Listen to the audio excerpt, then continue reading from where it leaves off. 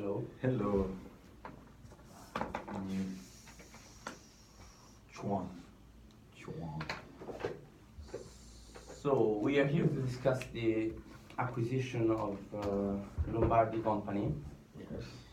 and we had already some discussion through previous meetings Mm-hmm. where I think we got to something close to an agreement on some variables, but there are a lot of things that we have to discuss. Yes, a lot of things.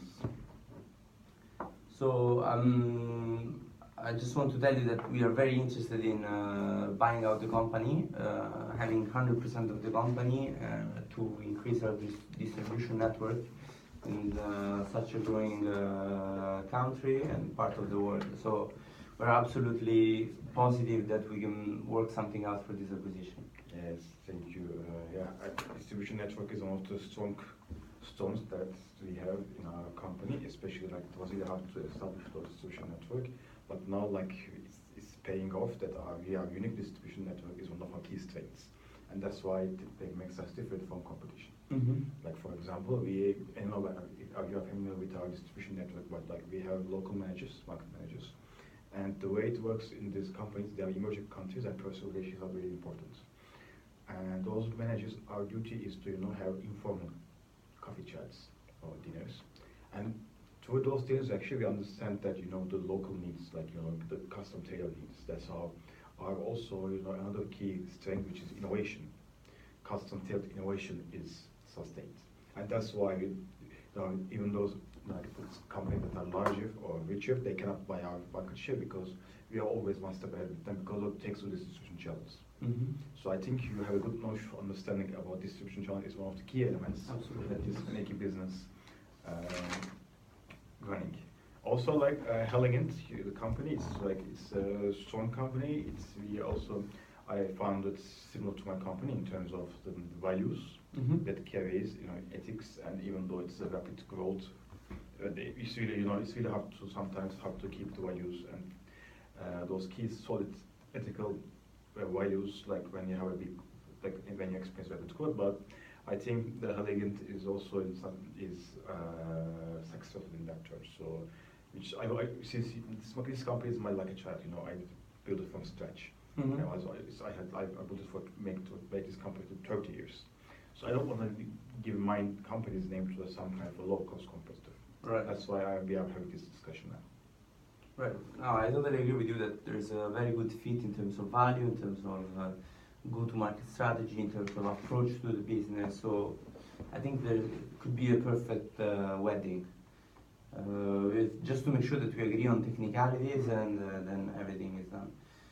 And as you said, the low-cost companies that are approaching the market now, stealing some of your market shares, are really, I imagine, not ideal to be associated with someone's name because you have a superior quality, superior business service. So. Especially like last 2 years, our efforts was reorganizing the company, which actually paid off last year, and it will even pay off much more in the upcoming 10 years. We reorganized our company, and we laid off lots of stuff, and now we have a really core but really strong team there, like 500 people, and the average experience is like 10 years, Mm-hmm. and least experience is 5 and up to 20 years. So like those people know how to do it and get the things done.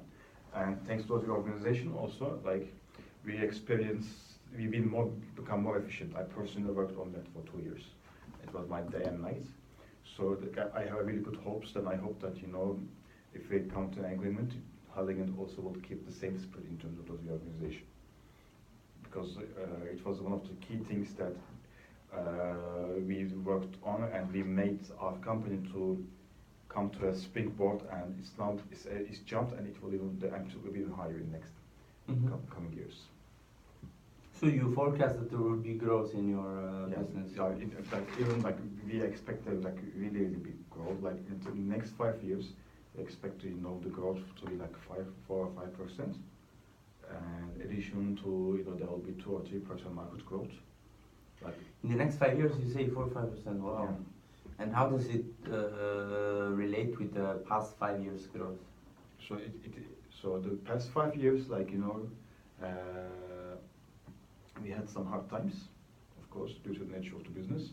But we were managed to be stable. But however, like last year, for example, we experienced a really big growth, 2.5% of growth, and thanks to this reorganization, and we expect this, the organizational effect to be growing 4 or 5 years, 4 or 5% growth, and like without also like the market will grow 2 or 2%. It's like really conservative value in terms of emerging market.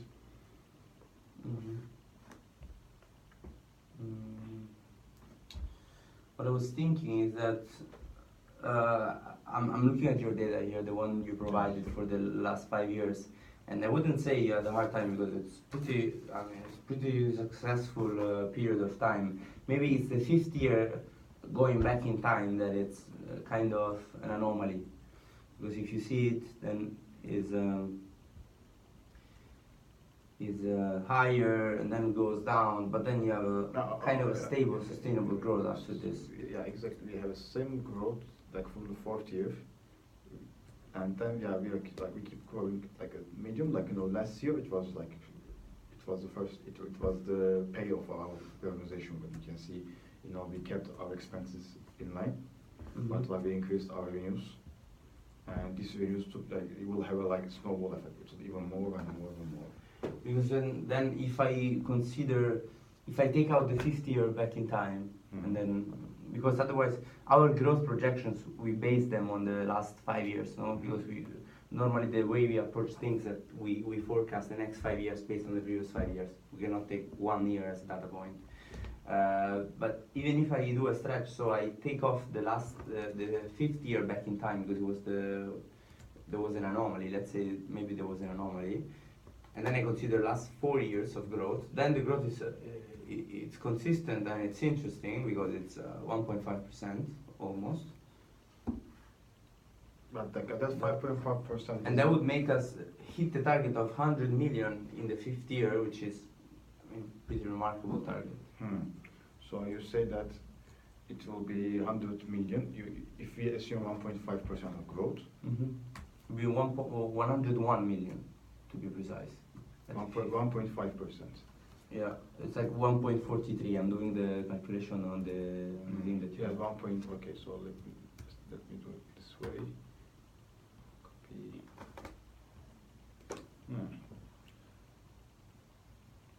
But I think that that 1.5% is even less than the market growth rate which we expect. That's why I was a bit skeptical about it, because it's an emerging market and the market will grow 2-3%. But what I want to discuss with you and see your opinion about it, because I think we're aligned on the approach to things, so maybe we can be aligned on this as well. If we have 2 categories of things. The things that we can control and the things that we cannot control. Okay. So the market we cannot control. It's organic, and if it grows, everyone is better off. The things that we can control is the revenue based on the expansion given by the ability and the skills of the company that we acquire. Okay, but the thing is, you will be advantage position in the growing market, which will you pay some money here this time, and when you want to make an exit or you will make a profit, also like the 2 or 3% would have an effect on your profit. So you cannot control it. This is something that to be. Absolutely. That's why I say since we cannot control this, I wouldn't take it into account now that we are at this stage of the conversation. But if the market grows, I would be totally open to negotiate an upside based on the effect of the market. Because now it's something that it's out of our control. It's not on our scope. We cannot forecast whether it will go up. Maybe, as you said, the forecast for you will go up. For us, will be stable. So I've been working in this market for 30 years. That's why I don't want to eliminate this variable from consideration. I just don't want to include in this stage of the negotiation, but I'm totally up to include it in the possible upside if the market actually goes up. So let's park it there, and once we agree on the other terms, we can think about the market growth and the effect of it. Okay. Let's not lock the conversation here because of that. Perfect. So as you said, it will be 1.5%. Yes. So 1.43 if you want to. I mean, I have the number here. So you said, but you said 1.5 because of the past growth rate. The past 4 years, yes. If you look at the past 5 years, you do not take into account your organizational effort, and because it's evident, the evidence is that last year's growth is not due to the market growth; it was the organization effect, which is at 2.6% of growth. So, like, if you think, I know that you compromise looking at the fit last 5 years, but I don't think that it will truly reflect my company's ability to grow, because our projection is that it will be a 4 or 5% of growth in the next 5 years. And you can see the evidence in from the first year of the reorganization effect. That's why 1.5 seems a bit, kind of, yeah, it will be an insult to our efforts, because, like, when I sell this company, like, I didn't do this work for 1.5% year growth. Okay, but there is no, I mean, how can I have an evidence? So evidence is that we came online into the organization in the T-1, and you see a huge jump. There's 2.5% growth. That is from the first year, and we expect this to go to 4% because we made significant changes. Like what? Like we laid off on some of our stuff, and we constantly have core business. We're like really efficient, who knows their shit, and really experienced. This one is that. Also, we look at we innovate our product portfolio, which should address the directives to the customers. So we know where to attack. So that's why we think that it's in addition to the market growth, we have an additional growth of 4%, and the evidence is that if you look at just for last year, and you can look at change in organizations. I understand your point of view. So so you're saying that the last year is more representative than the last 4. Yes, exactly. Okay, but now allow me to put yourself in my shoes, and I see the growth of this company for the past 4 years, and I could think that last year has been lucky, and 5 years growth is more significant. Yeah, of course.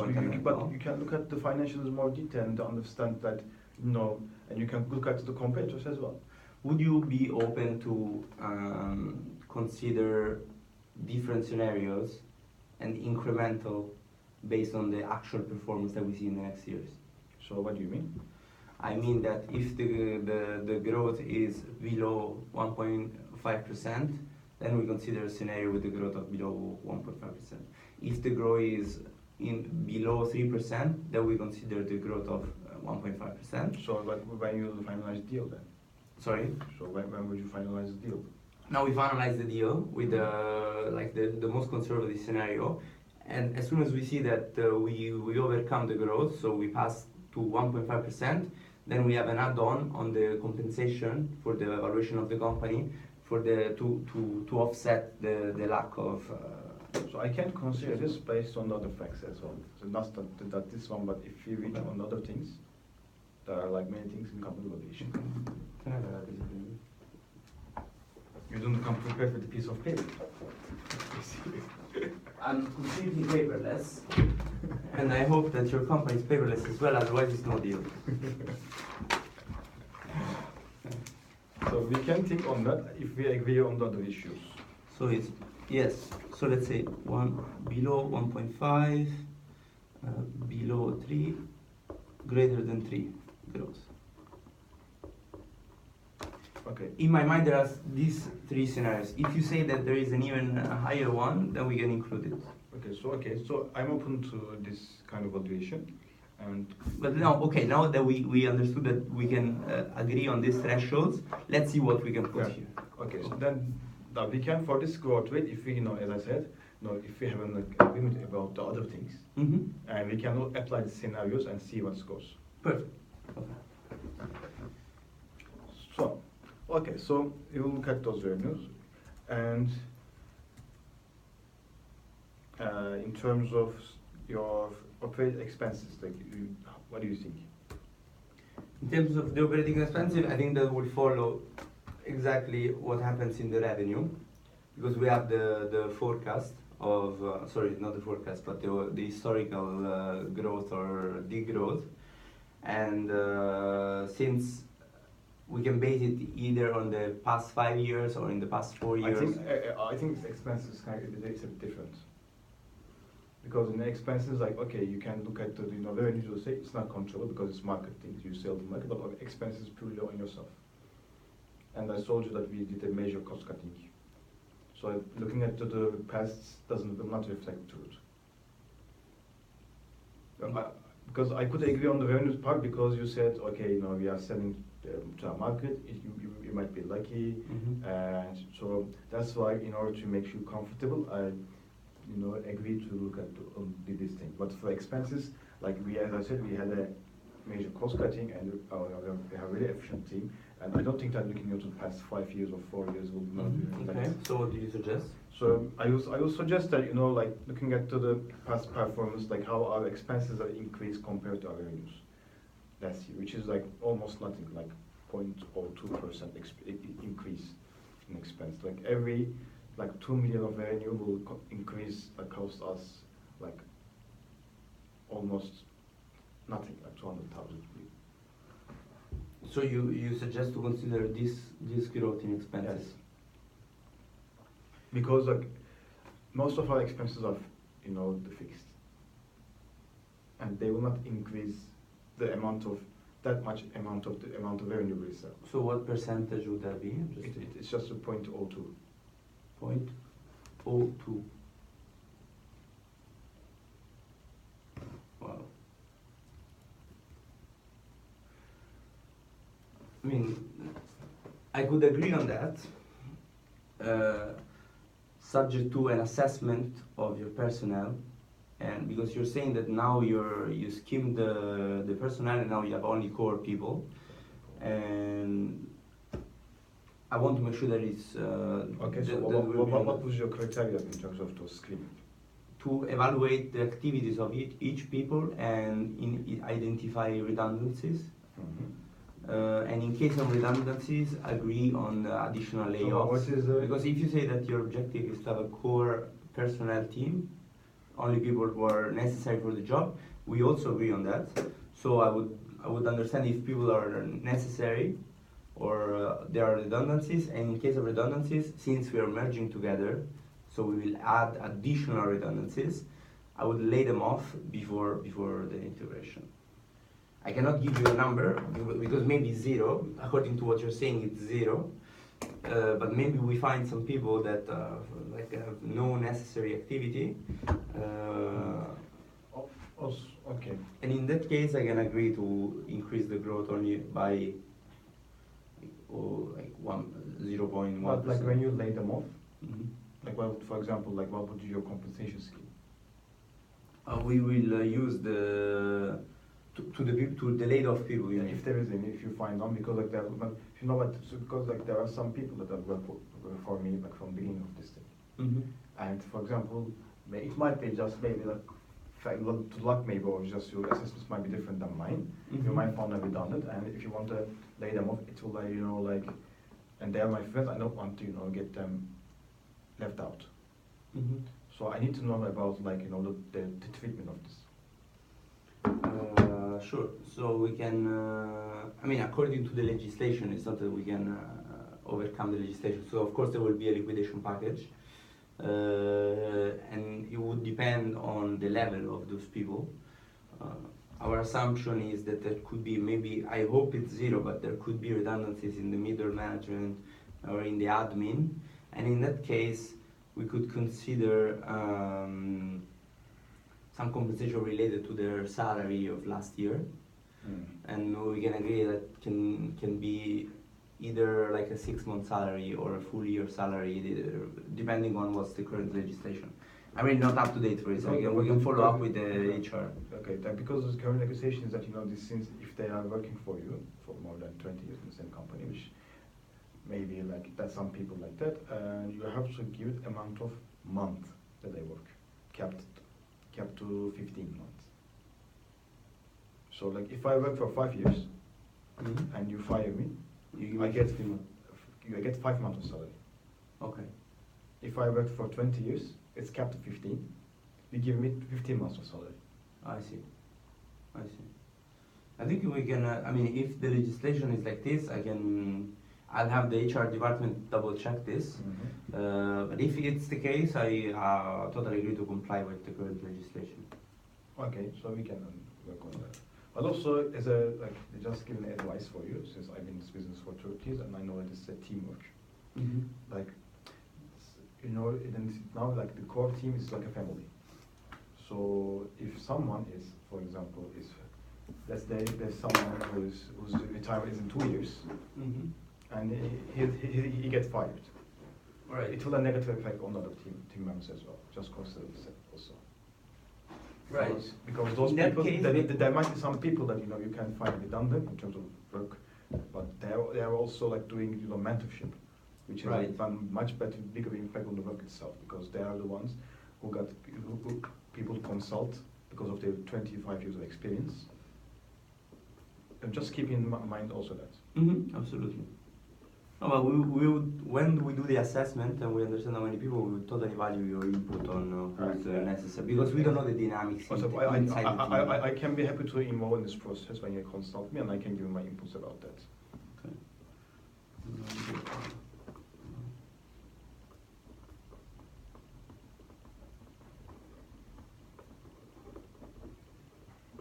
Okay.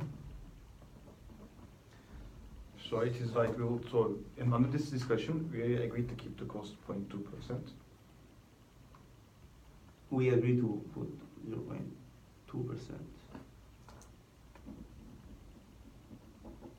0.2. 0.2.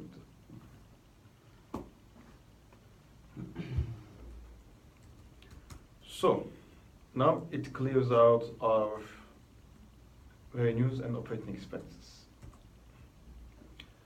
So I would like to understand so discounting rate is always an issue.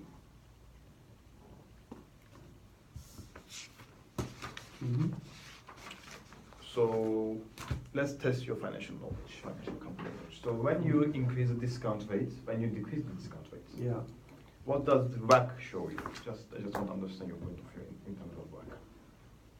What do you mean? If a company has a high WACC, what does that mean? If a company has a low WACC, what does that mean? Sir, I think you're fucking with me. I don't appreciate that. Because I have a deep knowledge of whatever is happening out there in the business world. So what we believe is that since we are acquiring you, we have to take into account our risk, a specific capital risk, plus a risk premium based on the fact that you are a much smaller firm in an emerging market. So our base assumption is that our risk is our WACC, and it's public. It's 8.5%. Okay. And we adjust for a market risk of 5%. 5%? We add that. Wait, don't. What we understood is that since your company has demonstrated skills and abilities on the market, and we agreed with the board, we had an agreement that we can cut this thing by half. So your risk contribution would be your WACC. I mean, the risk that we see related to your cost of capital would be 11%, which is in line, which is much lower than your competitors in the same market, but of course a bit higher than our cost of capital because of size. And okay, so, but you understand the fact that in our company, I don't have any debt. I do not finance my operations with debt.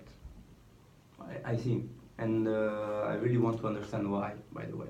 Because debt means, if we are in debt with someone, they have a right to intervene in our business. And you know why I'm successful? Because I didn't let anyone to intervene in my business. So my intuition and my hard work, and why would I, take a debt and let someone to intervene in my business because of the money they gave, and because I easily can maintain my operations. And I also believe in organic growth, and also I believe in that, that is something when you don't see the future ahead clearly. But we always had a vision, so that's why we didn't use that. So which means that also, which also reduces our risk as well, because in case of any operation went wrong, we can financially capable to make everything right. Okay. We don't want anyway, which I think also distinguishes our firm from other firms in terms of in the market, and so which even brings your company with the same level of like, because your company is full of debt. Okay. So I found this 2.5 additional 2.5 even like a kind of an insult. Okay, don't be insulted yet. Because I hope you understand that increasing the level of debt will increase your WACC, right? Will decrease your WACC. Okay. You understand, but right? WACC is also a risk. At parity of WACC, at parity of conditions and market and specific risk firm, the more debt you have, the lower WACC you have, right? So when you are telling me that you have 100% equity, that makes me rethink about my 2% and make me want to go back to 5. No, also WACC shows how risky a company is. Exactly. So and the more debt, the more only equity you have, the more risky you are. no, only because they don't get money, because debt holders get paid before the equity holders. Yes. So if you are example, only equity or mostly equity, I get paid later than whatever bankruptcy or whatever client, because equity holders get paid for but us. you don't have that. You don't have that. That's the problem. That you don't, which means that if something happens, you pay. You got paid. No, but you don't pay your equity holders. No, if you go bankrupt, it means that you have to pay the employees, you have to pay the suppliers, you have to pay whatever you didn't pay. That's why you failed. At the end of the chain, you pay equity holders. So debt holders get paid first. So if I had debt, that's for why example, they decrease the risk. Okay, so that's if there's debt. For example, let's say that my operations are financed by debt. What does it show me about the company? There is a ratio. It's not that you have to pass from 100% equity to 100% debt. There is the optimal ratio that would. No, it is of debt to equity. It increases the risk for the company, but it decreases the risk for the debt holders. It works both ways. Exactly. So, but in terms of showing my company, do you want to buy something that has debt in it, or do you want to send a company that sustains operation without its own? I want to buy something and put some debt in it because it makes it better for everyone. So it's your own risk appetite, not me. So it basically doesn't change anything if you buy. It would make it worse because if I had debt, there will be senior debts because and they will get paid before, but you have junior debt. But if this time, if you get debt, you can finance your debt easily because the debt holders will know that there are no more debts that they can. There are no debt holders before that they can be financed in terms of bankruptcy. It will be totally fine to have junior debt anyway because we have only senior debt in front of us. Now, if we are equity holders and only equity, then you have everyone else in front of us. No, but for example, when you want to finance debt, you will get the cost of funds cheaper because there is no senior debt ahead of the debt. Yeah, but we are not a startup, huh? Okay, but how do you finance your operations with debt, right? So basically, when you operate this company, you will have debt. So that if I were we finance our operation depending on the forecast that we have on the single operations. Okay, so it can be either equity or debt. So we are not. Let's assume that you finance your operation with debt. You want, you will take a risky path and you will take debt. So I'm a debt holder. I'm a lender. So would I give it cheap to you or expensive, in terms of the interest, if there's a senior debt over me? If I say a senior debt over me, I will, fund you more. I will charge more interest because you are more risky because there's someone ahead of me. But if that company is equity, which means I will with the fund, I would afford senior to get that. I will my cost of funds. I will give the less interest because I knew that I could get my money first. So think about this way. Why first? You're equity holder. No, I'm thinking about debt holder, the lender perspective. It will increase your cost of funding because of there is no debt in the company before. I know, but the assumption that so if Lombardi goes to the bank and asks for a fund, then it increases the cost of funding. I agree. Now, if Lombardi plus Agilent goes to the bank, then whatever portion of equity and debt Lombardi has is irrelevant because it's a minority compared to the bigger firm that asks for funding. So it has no impact whatsoever. The only impact that you can have is on your cost of capital because it's less risky. So I think there are no disadvantage for you in agreeing on that two equity ratio. But I don't want to agree on that. I'm just saying that since you have only equity, I have to take into account a higher WACC because objectively your firm is riskier for us to pay because we are only equity financed. If you were debt and equity financed, that would go low. And that would happen. That will happen when you join us because it makes more sense. So you say that okay, you're based on your 11% and amount of the risk premium, right? You increase 2.5. And but however, like I think the risk is compensated for you in two ways. Mm. First, we agreed. Yeah, we will look at this issue into the growth rate, which I think is 5% growth rate. Another thing, like when you make cash flow valuations, what is the most important thing that puts more value?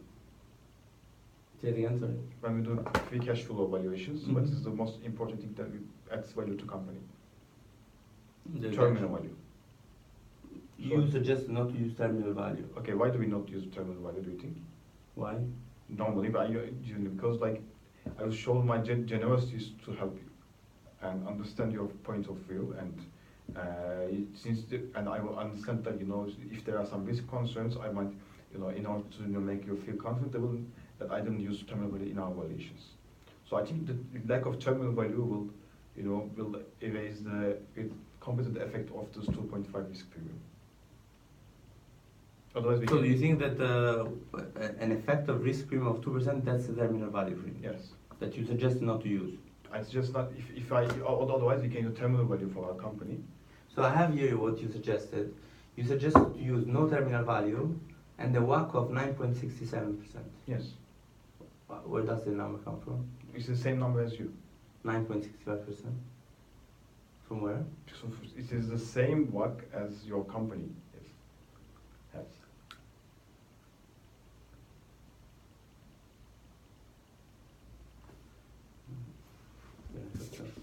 You're right.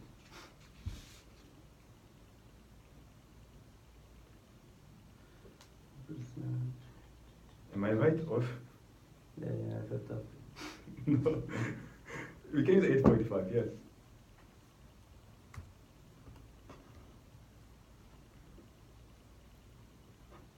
Yeah, your boss just uses 13.5%.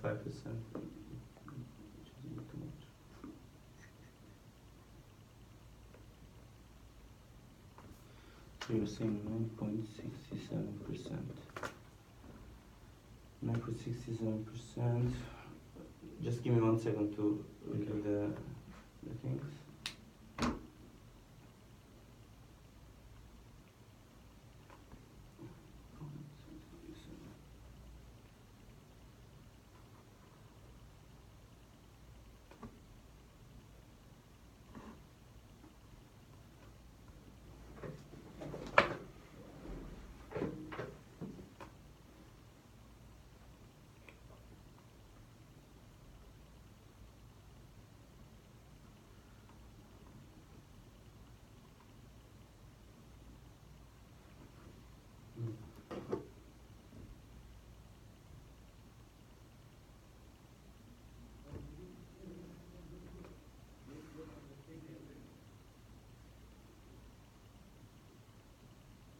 I can agree to that. I can agree to that. Okay. Now we got luck.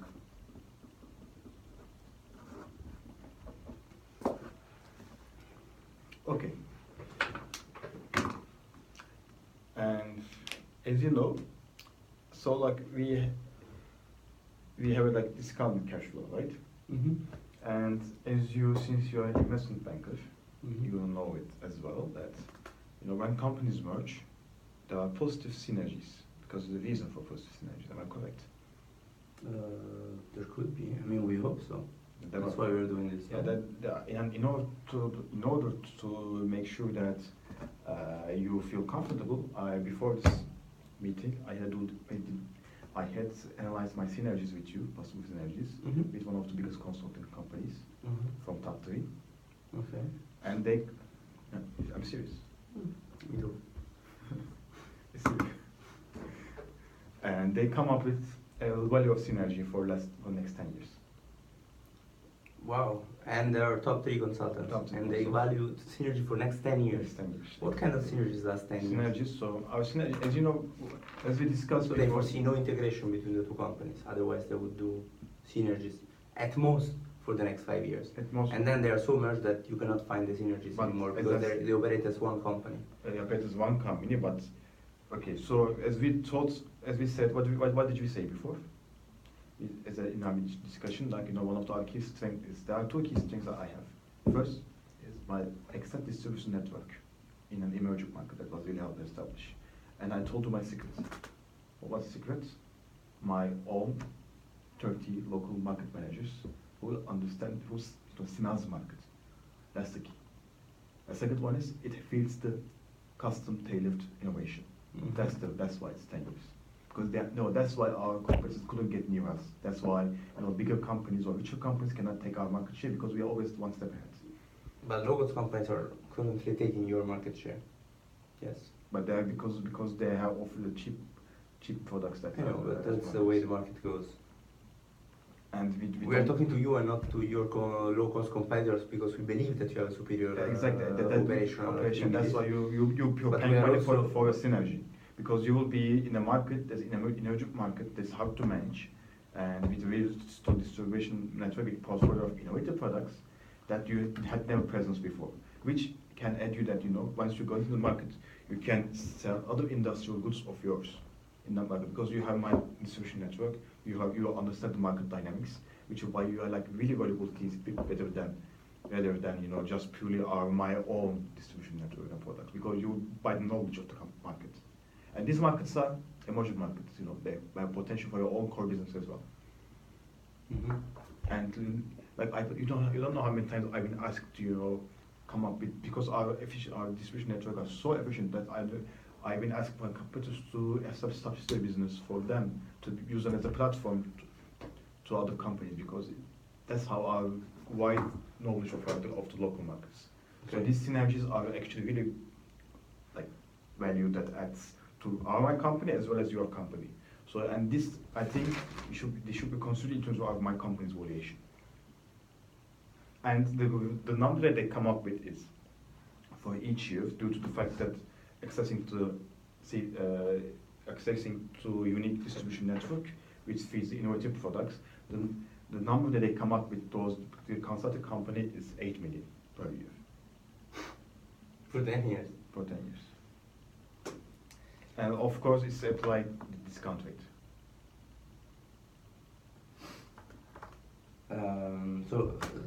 Tell me more about this 8 million. So Let 8 me million. understand. Just because I find it hilarious. So I just want to So understand more. why do you find hilarious? Can you tell me? No, tell me exactly what is this 8 years. The people that smell markets and People that smell markets, people that they have relationship, they have long relationship with the people, Mhm.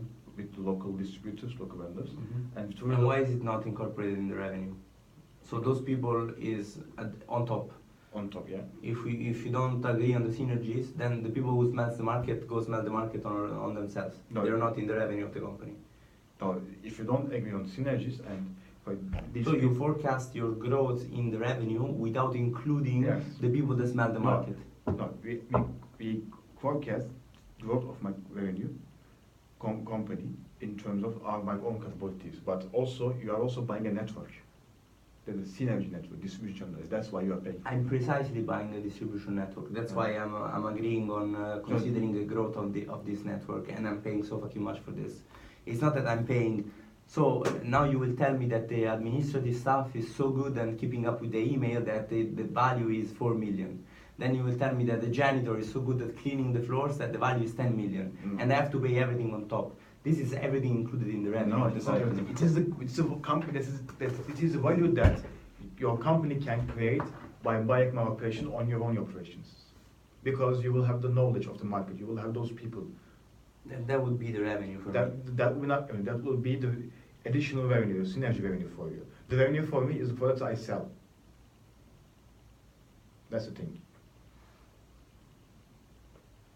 And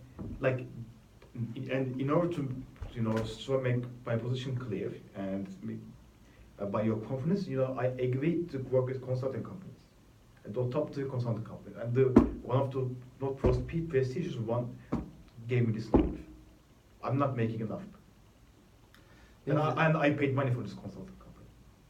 And I appreciate that, but what I'm telling you is that, first of all, if synergy itself, and I really struggle with the concept of synergies as you are displaying it because I really don't understand, but let's park it for 1 second. If those synergies exist, then why would you ever consider those kind of synergies on top of the revenue for 10 years? It means that you're not integrating your company, you're not capturing the entire value of your company in your revenues. No. It means that you're considering this always on top. So I think there's a segment between what the concept of revenue for us. Concept of revenue for me is the revenues that purely result of my operations. Okay? Okay, and why distribution network is not part of your operation since you're a distribution network operator? This distribution network, the money you pay for synergies is the money that you are buying your way in of the market knowledge. You are paying for that, which will help you in your other operations. Because I know that you tried to be in the market a couple of times, you failed. And you know why you failed? Because you didn't know the market. Mm-hmm. That's why. That's why you are paying this money to be successful in these markets. And you have the previous experience of I think your company know much better than that because they experienced it and I knew precisely why it was the reason of failure. And it was really costly, right? To fail 2 times, 3 times failing in the market. Because you don't have the knowledge. And this is the price you pay for the knowledge. That's the synergy. Well, the price I pay for the company is the price I pay for the knowledge. I'm not paying the knowledge on top. We pay, okay. But we pay for the company operation, right? Operation. This is the price. Price X. Synergy, which is possible additional profits or value generated from your own company for other operations based using this knowledge or using these positions. This is why. And on top of that, there will be a grant value.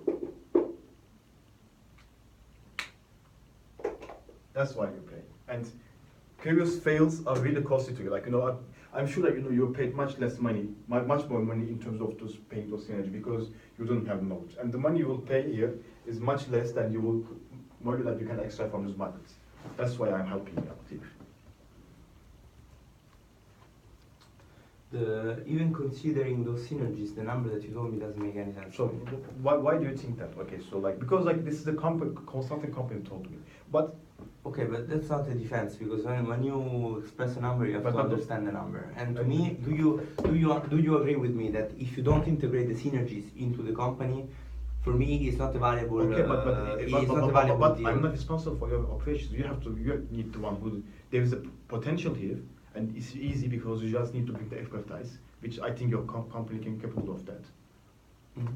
And if you fail on your operations in terms of because of your lack of your talent, it's not my problem because there is the opportunity there and they are really easy people to integrate because they know the market well. So if you cannot implement it due to your operation efficiency, it's not my problem. It's something else. But I don't think that would be a reason because it's easy to manage.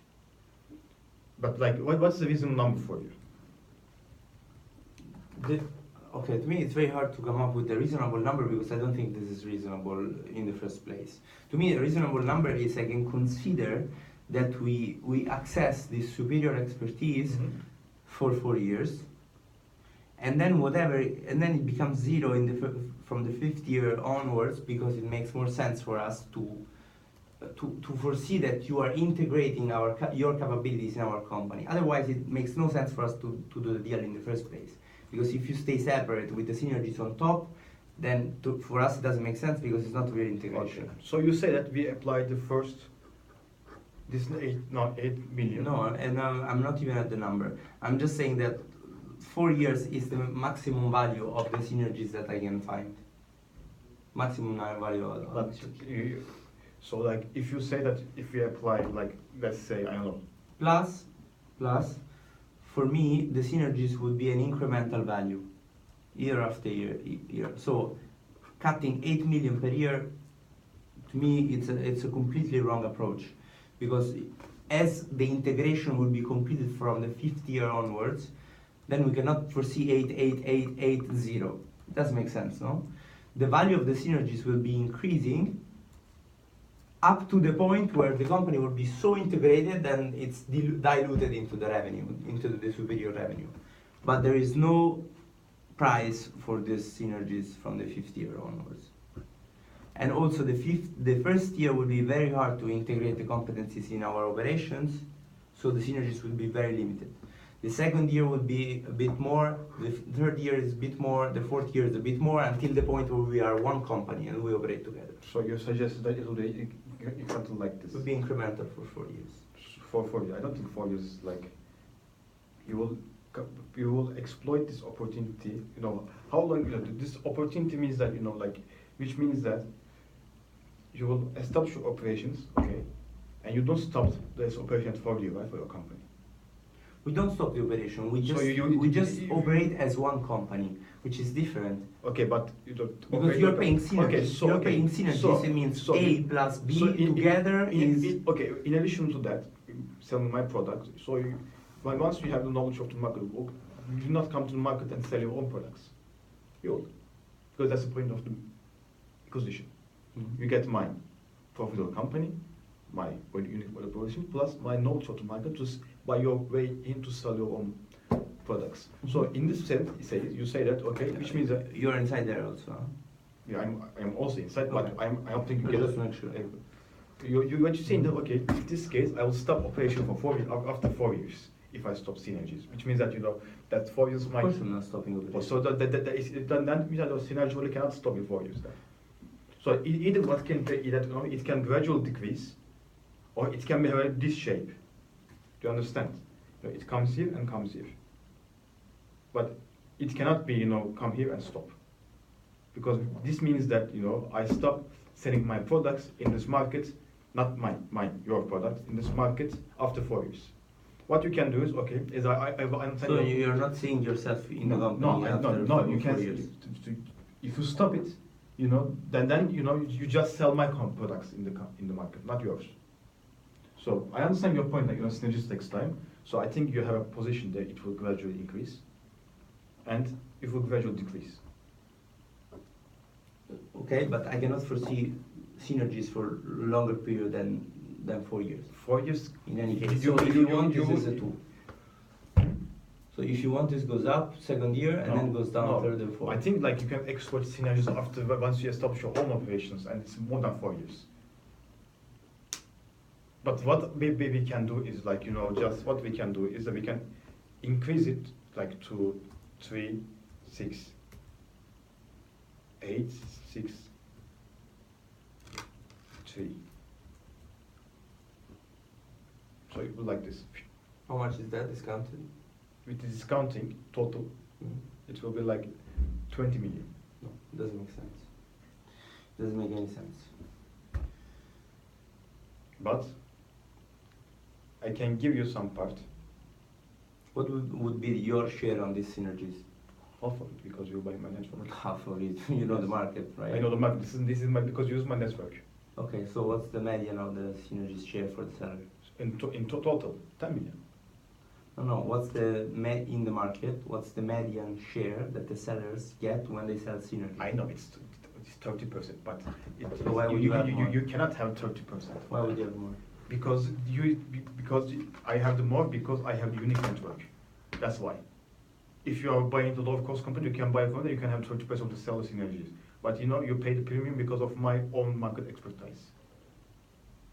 Because my people know their shit. It will help you.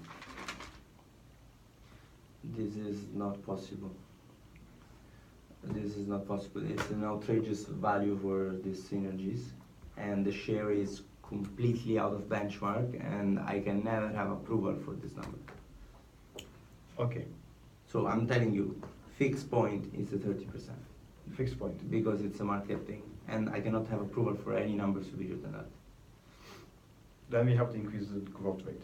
1.5 is too low then. Wait, don't go there yet. Just. So yeah, if I were to compromise on this one, I have to get the 2%, a bit more growth rate, because it will not reflect it. I think it's more than reflected. So we're saying, I can propose you, then we go, so synergies, 4 years, 1, 7 years, 3, 3 years, 5, and then 7.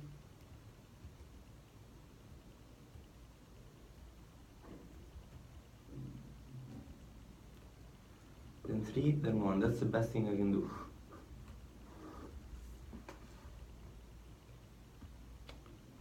No, it's totally impossible.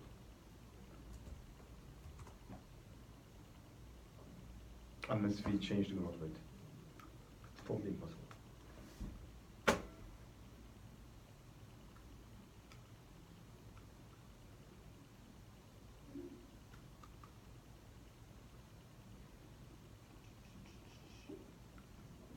How would you change the growth rate? 2%. It's already market growth rate, which counts that, which doesn't take into account my reputation efforts. It doesn't take into account my companies to grow much even further. So if we have a 2% growth rate for 10 years, I can give you 20% of the synergies, which I found it, a bit. Of these synergies? Yeah, of these synergies.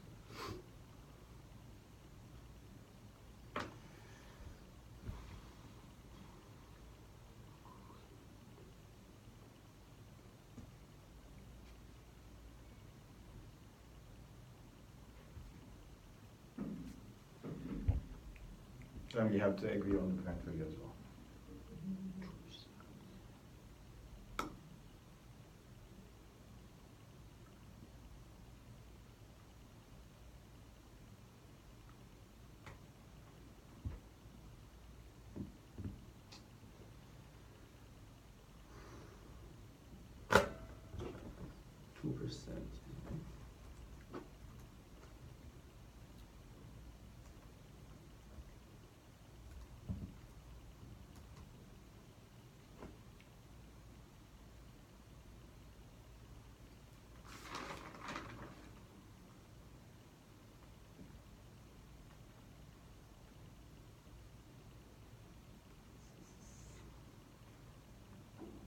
How much would this be? Sorry, faster. This was a wrong idea to bring the iPad.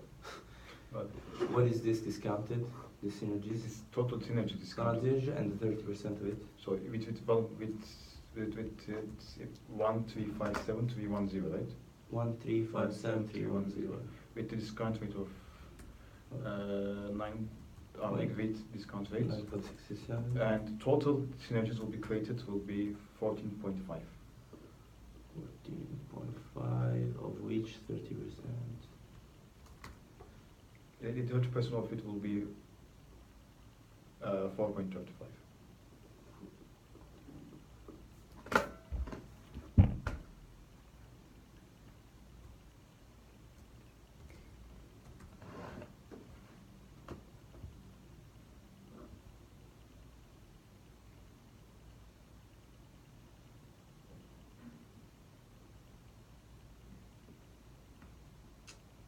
No. Growth is too much. But I cannot accept 1.5 growth rate and 20% synergy. You understand my point, right?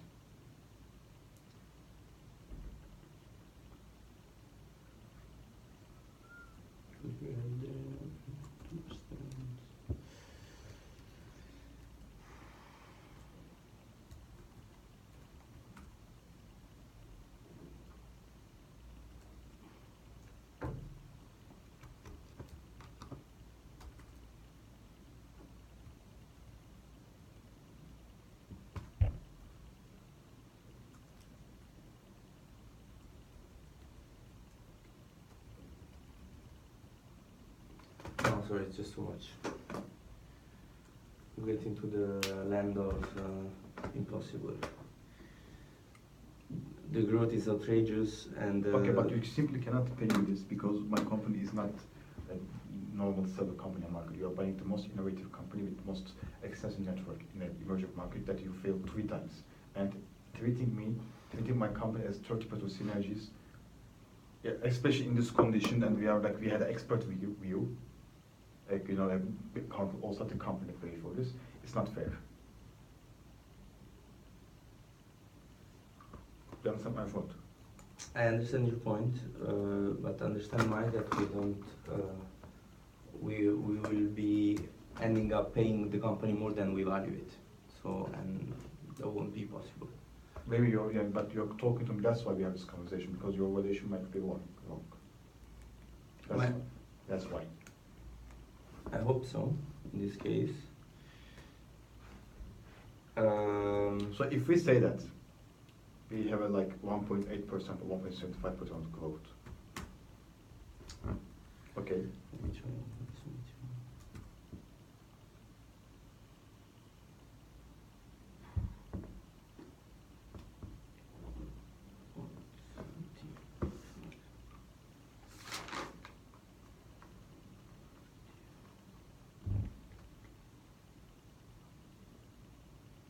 That's borderline.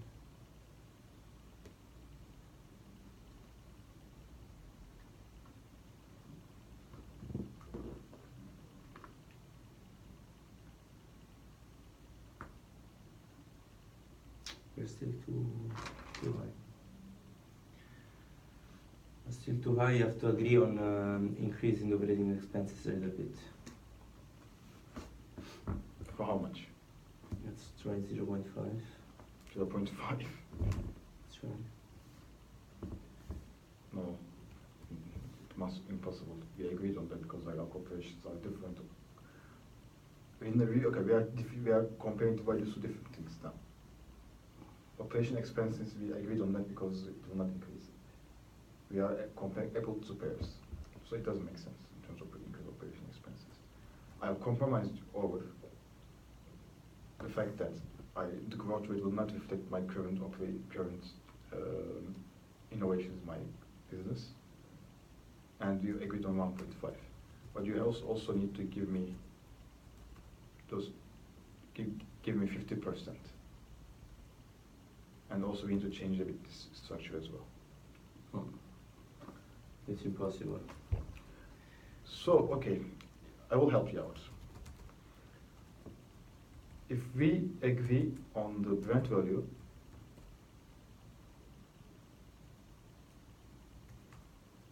I'll just play my cards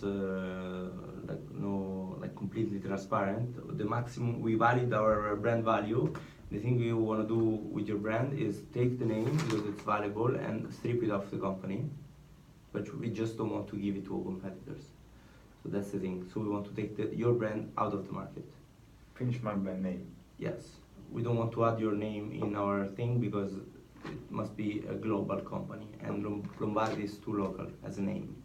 We value the brand, that's why we want it, and we want to display it in pitches with the clients and make sure that it's a strong value proposition for us.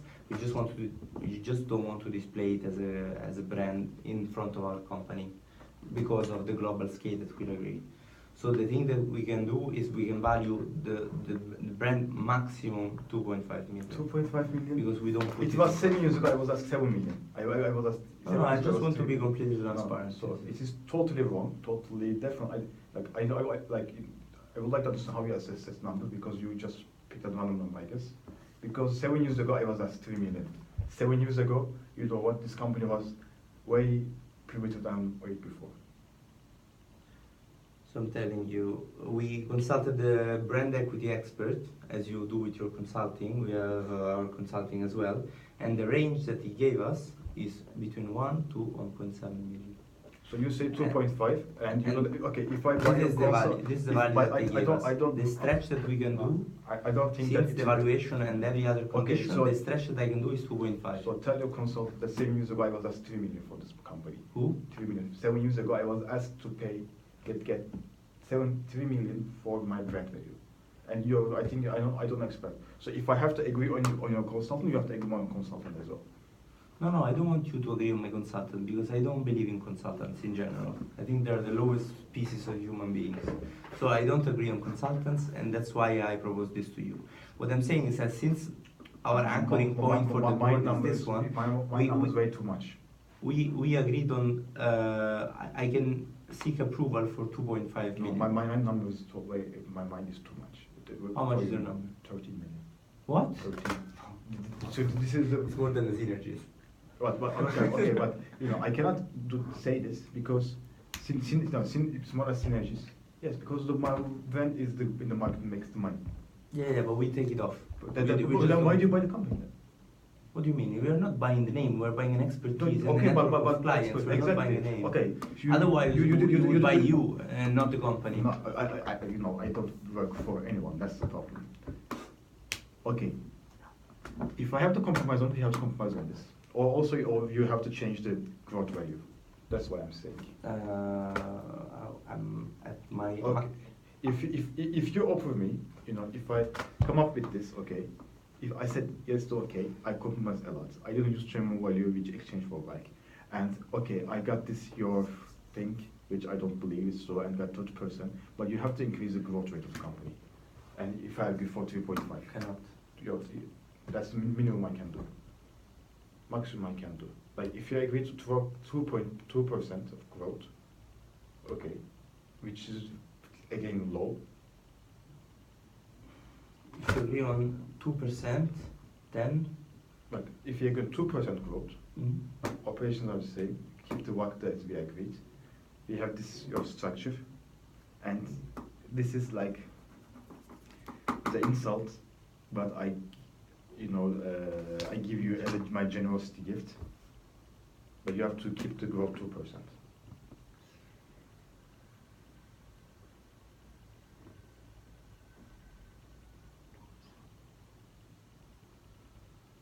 Because which means that if you don't do this, there's no point of buying the company because it doesn't make sense.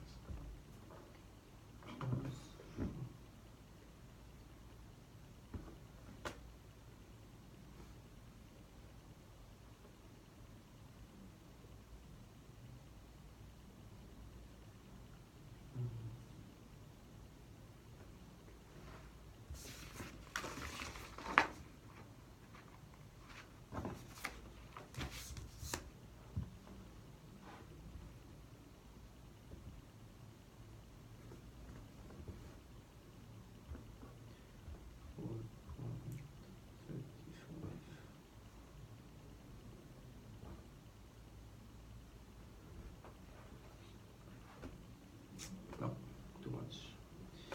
Too Like- much, but I can. There is something we can work on because we're close. We're not far. We're not far. We're close. I think we can make something out.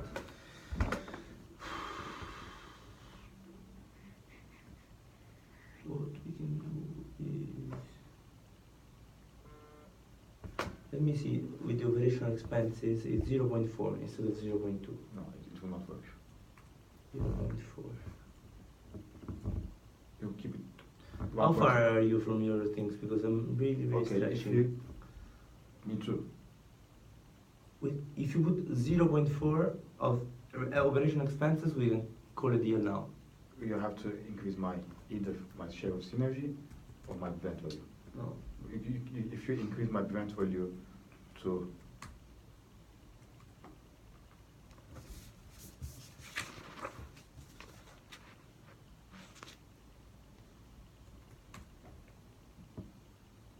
$6 million, then we have a deal. What 6 million? Brand value, or you, No, or you, no, you, you, or you increase my share of my synergy. Because I would have compromised too much, and I was really low number. Let's say 35%. No, that won't do.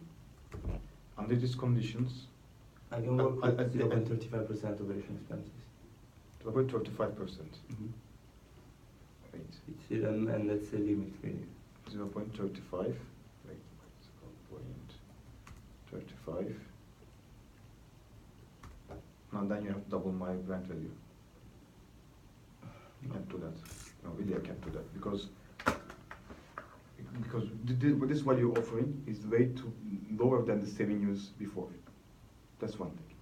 This one, you do not compromise. I have a consultant, base funds, and you change it. And now you are like basically saying that you're like we just pay additional like, and you don't give my share from my synergy. You treat me like a normal business, which I don't really appreciate. If you want to do that, okay. Okay, then This we have to work on 30%, the cost of capital. Then we have to work on the cost of You capital. you should increase. Okay, my proposal and my final proposition. I compromise this. I compromise on this thing. Okay, 0.25% of expense, 2% of growth revenues. 2% revenues, how much expenses? For 35. Okay. This number has to be 40. Share percentages. I have to cut somewhere else to. No, you can't. No, really, I'm at the limit. So if we can, if you can compromise on this, then we can maybe make it work. Let me see. So can you just calculate the 40% of this? I can do it. 40%? I can do it. It is 14.5. Okay, 5.8. 5.8. 5.8.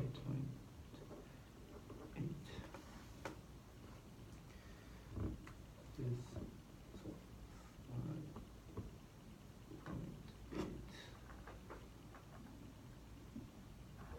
Too much. But then, if we work on the cost of capital, To what? to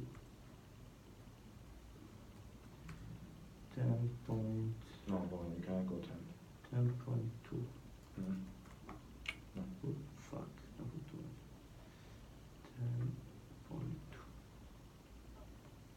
much. 10.2 works. 10.2. And we're at the limit. No, that's not my limit. You have to pay. No. You have to pay at least. Yes. If you're going to use the back of that, you have to increase the brand value. Oh, really? I'm at So for like, okay, I'll tell you my final price. If you're not going to buy it, then you can get it. Okay, because that's my company. okay. Tell me a number in million. Not, my number is 71.6 What? million. For what? So total. Everything included. Everything includes. 71? 0.6. Really? I think it. I'm not even counter offering. It's. I understand. Because there's always someone who's paying this money. Yeah. So go. I mean, if I were you, I would go for that money because it's 20 million more than I can offer. 20 million more. Yeah. Impossible.